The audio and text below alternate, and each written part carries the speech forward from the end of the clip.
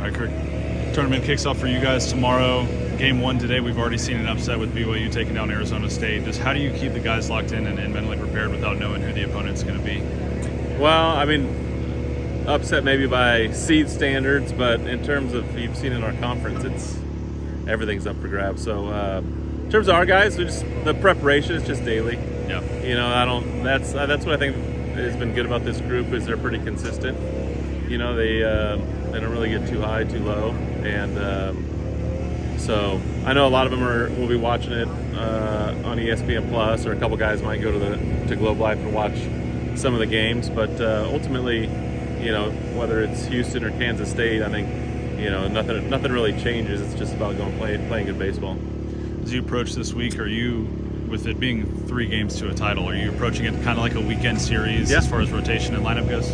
Yeah, I mean, for sure. I think we're a little bit banged up, obviously, with Carson and a couple other things going on. But, you know, with Tommy going tomorrow, we just felt like he's right on schedule in terms of he's bounced around a lot this year, Friday to Thursday, a couple different times. And now normal week's rest for him, Thursday to Thursday.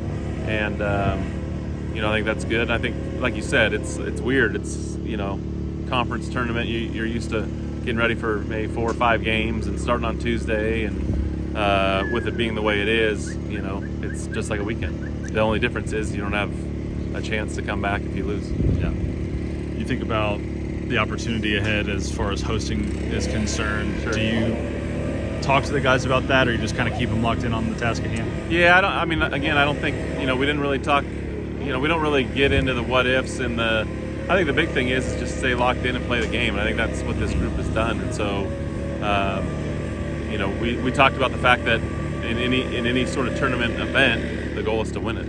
Yeah. And so we talked about, like, that's our mentality is going into this tournament is trying to win the thing. And so they'll take care of business in terms of, you know, we had a good practice today, had a good practice yesterday, and so we'll be ready to go 7 or 8 or 9:30 or 10 o'clock, whatever time the game will start tomorrow night.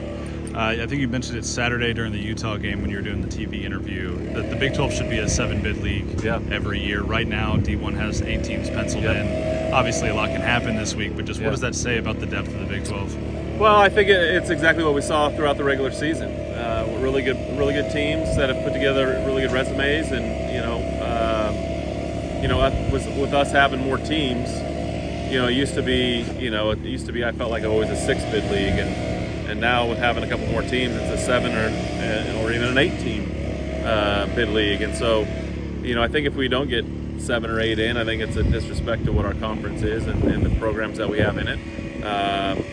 You know, a lot of programs did a really good job of scheduling and taking care of what they need to do. Solid RPIs all the way around. And even though we might not have a ton of hosts from our conference, I think you're going to have a lot of, you know, 2 and some 3 seeds that, you know, kind of like what we were 2 years ago, and Kansas State was last year, and West Virginia was last year, in terms of, you know, really good program going into a road regional as a 2 or 3 seed and coming out on top. So I think that'll be the case again this year.